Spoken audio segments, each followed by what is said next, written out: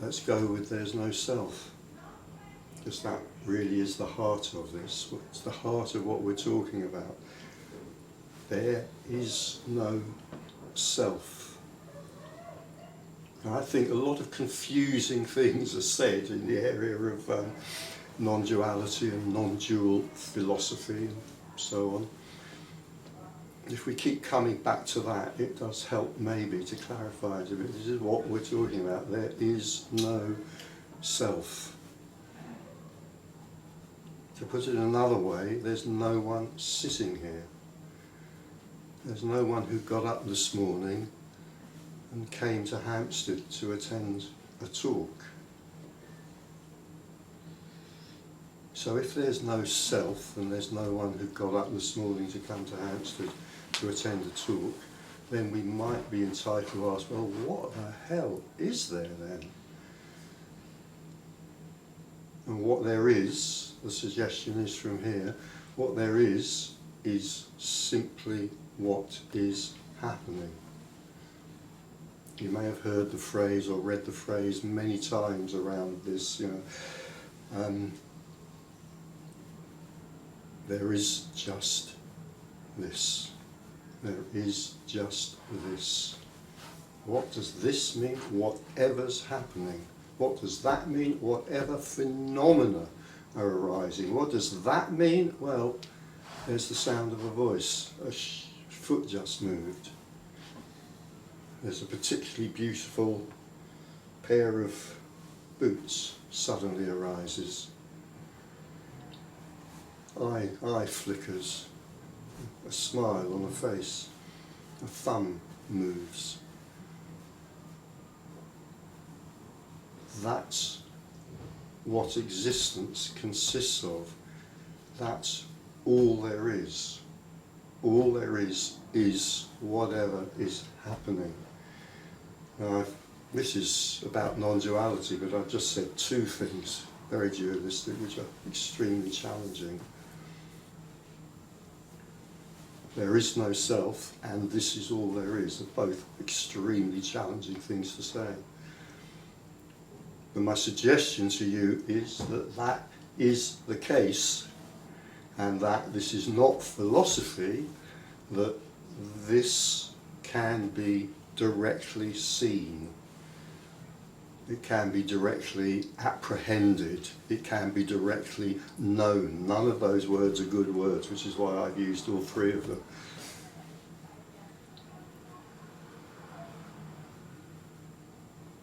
But if there's no self, and I'm saying this can be directly known, who can it be known by? By no one.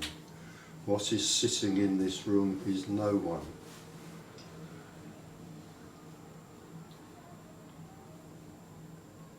What is existence? Existence is simply what's happening. No past, no future, not even now, because now implies time, now implies duration.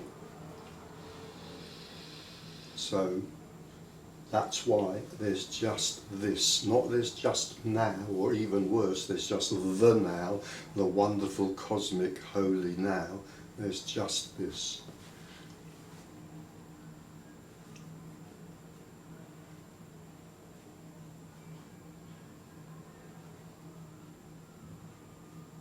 And we could say in this, it's a metaphor, but we could say in this a dream arises, a dream of continuity, continuity of time, continuity of action.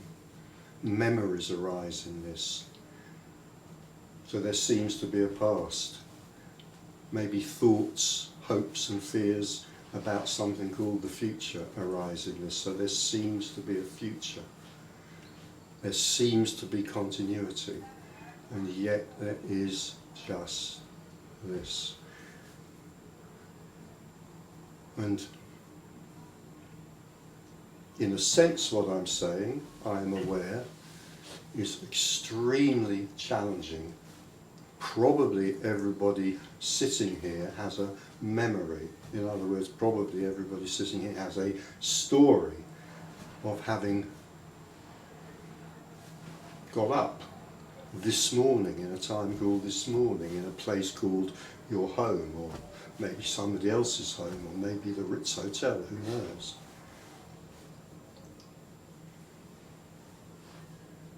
And a memory extending over a time period from then, back then, to what seems like now. So in a way what I'm saying is very challenging, but in another way, I usually say at this point, it's also in the realm of the bleeding obvious, isn't it? Isn't it in the realm of the bleeding obvious that all there is this? I mean, even in the most conventional sense, the past doesn't exist, the future doesn't exist. So in another sense, what I'm saying is, it's like the mind, and later on I'm probably going to go on and say the mind doesn't exist either, and we might talk about that as well. So the mind, the apparent mind, the mind which doesn't actually exist, may revolt against this and say, oh, it's nonsense, you know, I'm 57 years old, 33 years old, 108 years old, I have these memories, blah, blah, blah, blah, blah, blah, blah. So of course the mind might revolt against this, but in another sense, even to the mind, it's in the realm of the bloody obvious, isn't it, that there is just this. A second ago doesn't exist. A second into the future doesn't exist. A microsecond ago, a microsecond into the future doesn't exist. However small, however, there is literally just this. You could say this is like a sliver of light. Existence is like a razor edge of light. I want to say, because I'm in a slightly poetic mood, between darkness and darkness, but that's wrong as well, because it's not, it's nothing. It's not darkness, darkness is something. So this is just the sliver of existence, the sliver of light, and that's all there is.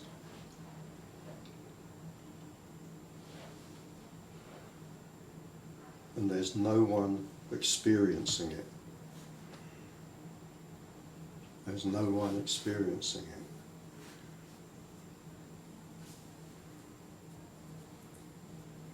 There is, we could say, just experience. And there may be the experience that I am experiencing all these experiences, and that's just another experience. So the sense that I'm a person, the sense that there's a self here, is just another experience. It seems to be, to most of us, a rather more important experience than the others, because it seems to be the experience that all the others attach to, whether important experience or trivial experiences. Oh, the day I got married, or this is my cup of tea. So that sense that all the other experiences belong to me seems to be pretty central. But again, the suggestion from here is it's not. It's just another experience. It has no more value and no less value than any other experience. There's the taste of a cup of tea. There's the sound of a voice. There's the noticing of a head nodding. There's the feeling of all of this is happening to me. All of this is happening to an entity called Richard or whatever. And that's just another arising. An experience arising in nothing for no one. So there's experience, but there's no experiencer. There's stuff happening, but there's no one that it's happening to.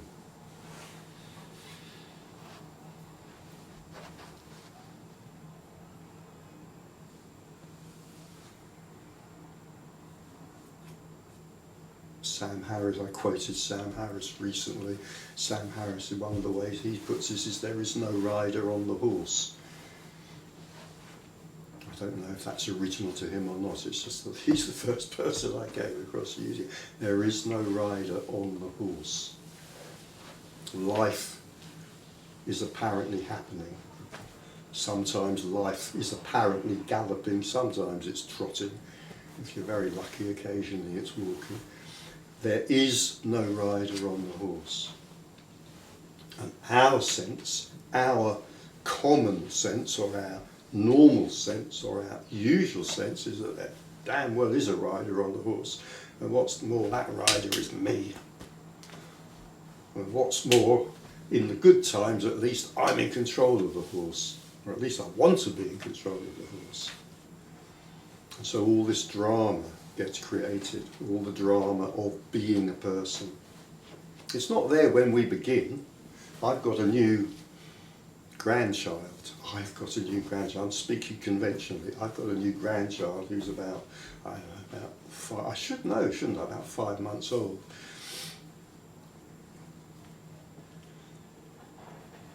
There's just experience there.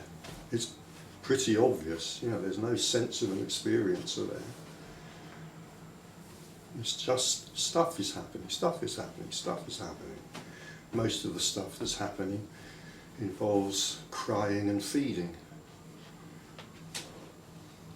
There's clearly no sense of this stuff happening to anyone. And then as we get a little bit older, as we very well know, this other experience arises, an experience that is mysteriously different to all the other experiences, the experience that all these other experiences are happening to something, and I've used that word very, very deliberately there, to something called me. It's like a hallucination.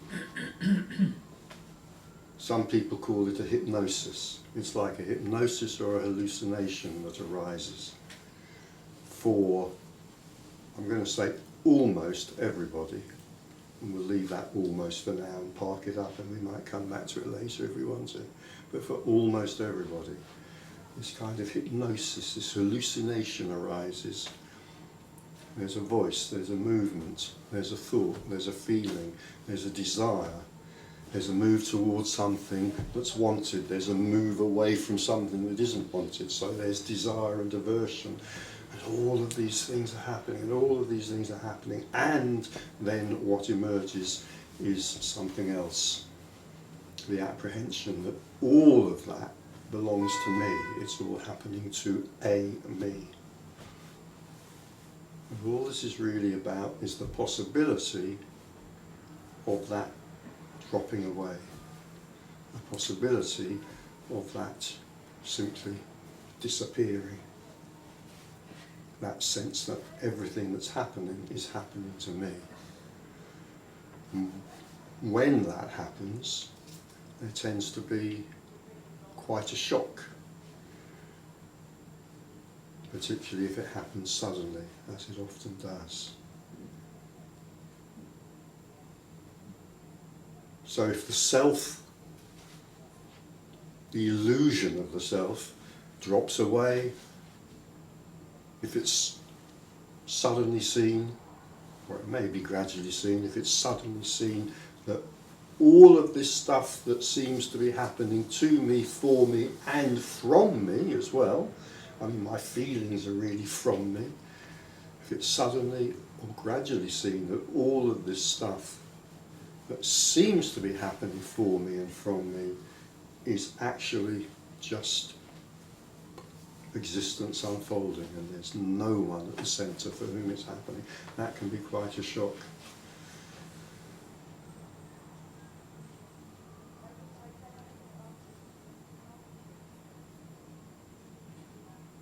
So why non-duality? Because when that sense of the self disappears, then that's the realization that there's only oneness, there's only non-duality. Duality, the appearance of duality is created, duality, two things, the appearance of duality is created only and solely through the emergence of this illusion or appearance that there is a separate self, that I am separate from everything else. I mean, that's what duality is pointing to. Duality means two. What's the two? What's the two? Well, one of the two is me, and the other of the two is everything else. So in duality, I seem to be separate, I seem to be negotiating with and moving through an external world. I am separate from that world, and yet I act within it. And all we're pointing to here is the possibility of that sense collapsing, and the recognition that there's no external world, there's no internal world, because there's no difference between the two, there's no separation.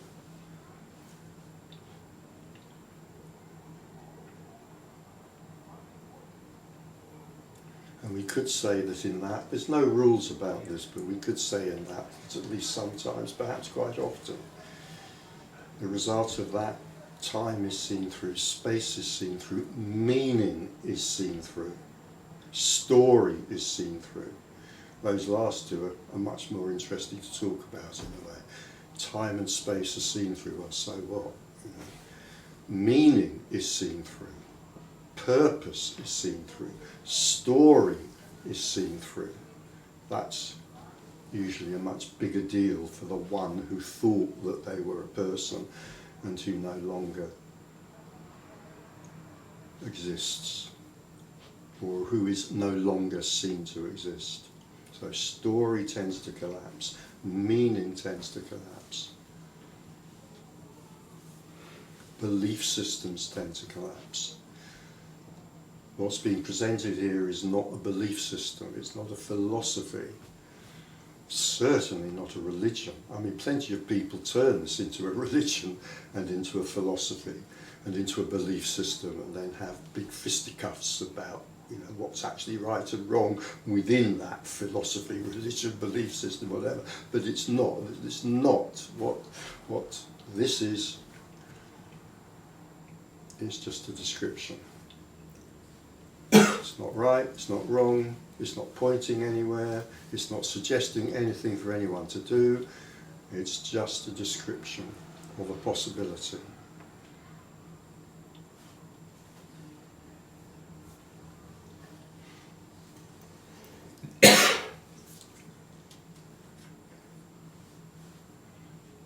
So there's no possibility of anything useful happening here.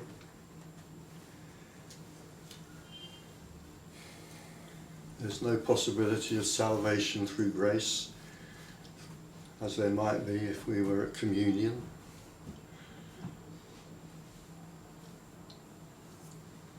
Or sitting at the feet of the Guru receiving Shaktipat. Shaktipat is in any case an extra £5, so this is just a sharing. As I say, there's no teaching. In some of my cheerier moments I say, and I was also written, there is no help and there is no hope. Isn't that wonderful? There's no help and there's no hope.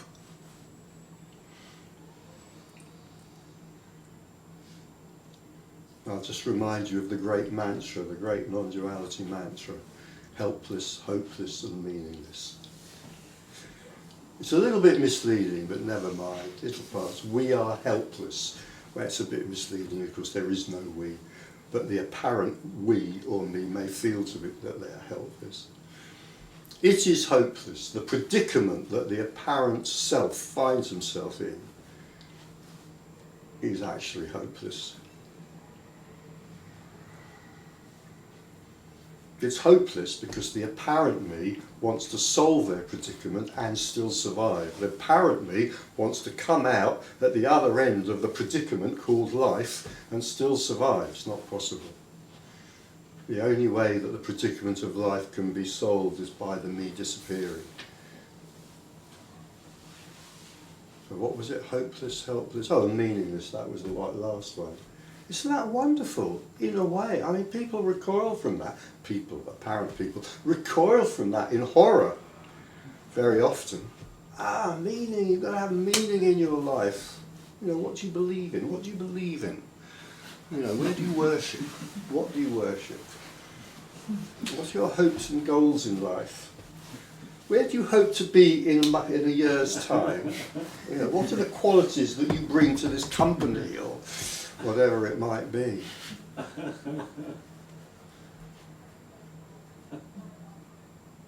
May sound absolutely awful. I have been challenged quite hard, and in ways I have not wanted to be challenged by people I have not wanted to be challenged by about non-duality. They're usually friends and acquaintances who get some sort of an idea somehow that I talk about this stuff and want to know what it's about. And in spite of my attempts to run away from those conversations as fast as I can, because they're hopeless and frustrating conversations to have, occasionally I'm pinned to the back of a wall, and then of course the objections come, and the objections are quite likely to be most about that last thing. Hopeless, helpless.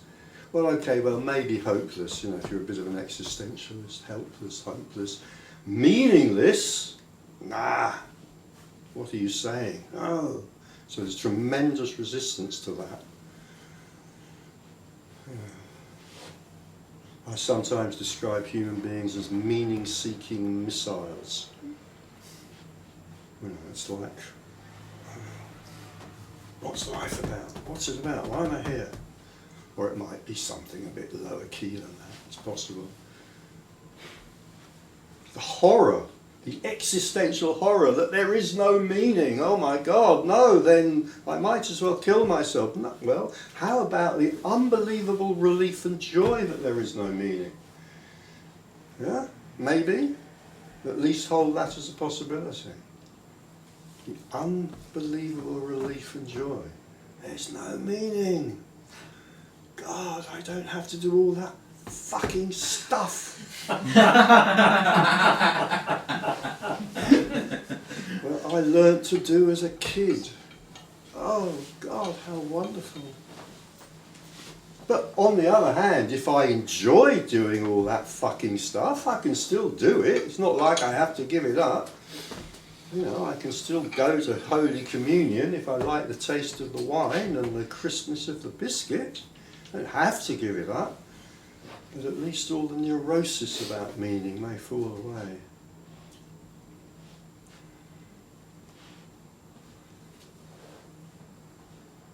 And I will make that the last point, yeah.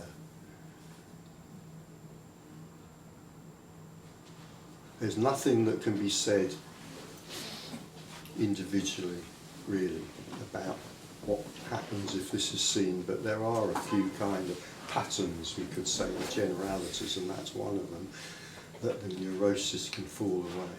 So much of the neurosis revolves around, what am I doing here, why am I here, what's life about, blah, blah, blah, blah, blah. You know, well, you're not here, you're not doing anything, and life isn't about anything, so what's there to be neurotic about? So the neurosis can fall away.